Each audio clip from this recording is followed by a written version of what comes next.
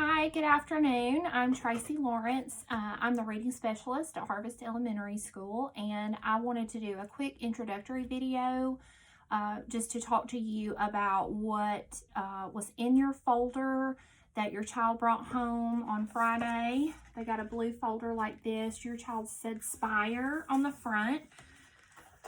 Inside, there were some papers that are in the prongs. For now, we are not going to start on those just yet. I'm waiting on a little bit more guidance from our central office on whether I need to move forward on this or if I just need to continue to review just for equity and opportunity for all students who are in the group. So for right now, just hang tight on those pages. I did want to talk to you really quickly about what's in your child's red Ziploc bag. In the Ziploc bags, I sent home 2 white index cards. When I do these videos with your child, I want you to know mine are going to be just a little bit different in that I just used a purple highlighter around the edges, and the only reason I did that is because I have a magnetic whiteboard behind me, and with the board being white and the cards being white, it was difficult for you to see me moving the cards and for the students to see me moving the cards so we know what we're doing. So your child has plain white index cards, and I will just be using the ones with the purple edge, but it's going to be for the same purpose, okay? There were also lots of letter tiles, all right, and we use those to make words.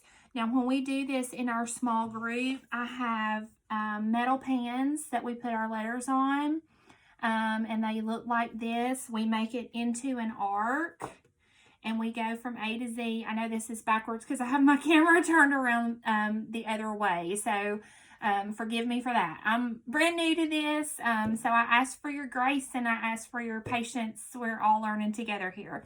So what I would ask is that each day before your child watches our SPIRE video, if they could pull out their letter tiles. We make our arc with all of our single alphabet letters. Now, I do want you to know that we have P and it jumps to R. Q in this particular program is not introduced until later because it's a tricky sound and we always follow it with a U. So that sound is not, that letter and that sound is not on our board just yet. All right. We have also done CH and SH in our groups. But I want you to know you do have some extra letter tiles in your bag, all right? All of the yellow ones we will not be using yet. I went ahead and sent those home just because I wasn't sure what to expect. Again, this is all brand new to me and brand new to everybody, kind of unprecedented. So I went ahead and sent home the yellow tiles. For our purposes, unless I send you an email or do a quick video or something telling you otherwise, you can move these to the side. Maybe start a second Ziploc bag or something for the tiles that we won't be using every day. There are 2 white tiles that you can also pull out because we're not using these yet, the TH and the WH. If you will, take those out and separate them as well.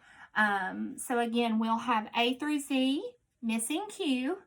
We won't have Q on there. And then your students know we put our CH and our SH somewhere along the bottom so that we understand that it's not a part of the alphabet, but we do use those to make our words.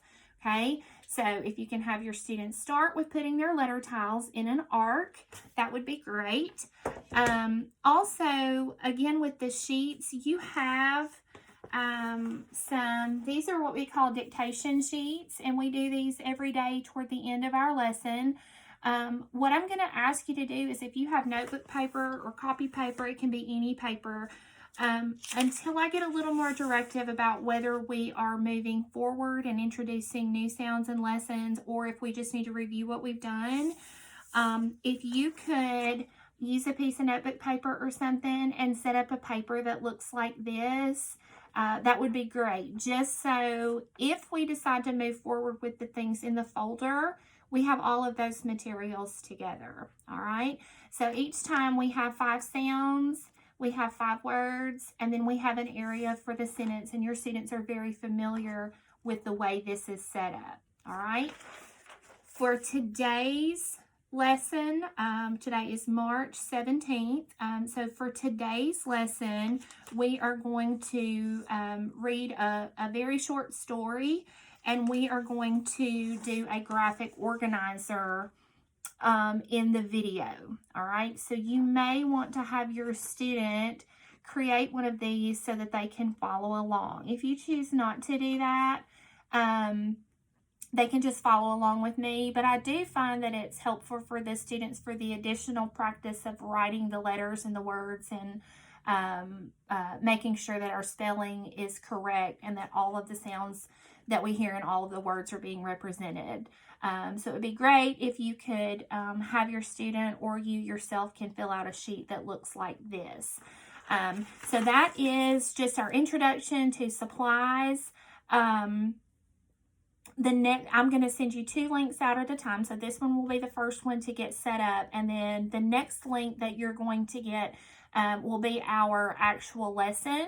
I do want you to know that at any time, if your student needs a little bit more time, feel free to just pause that video so that they can finish reading, or finish whatever the task is.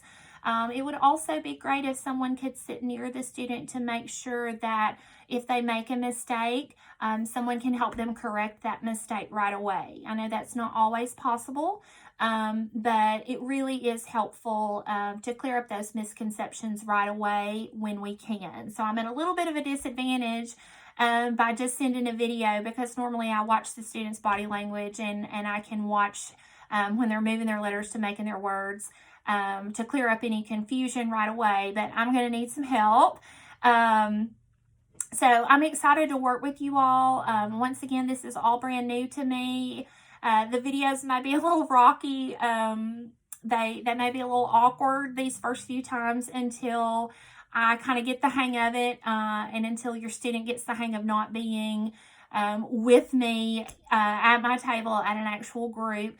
But again, we're going to get through this together. And if you have any questions about the material setup, or about the actual lessons, please feel free to reply to my email that I'm sending out the links on, and I will be happy to clear anything up for you or provide you more assistance in any way that I can.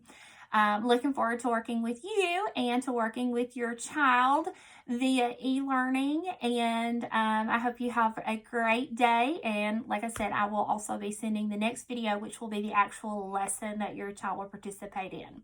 All right, here we go, guys.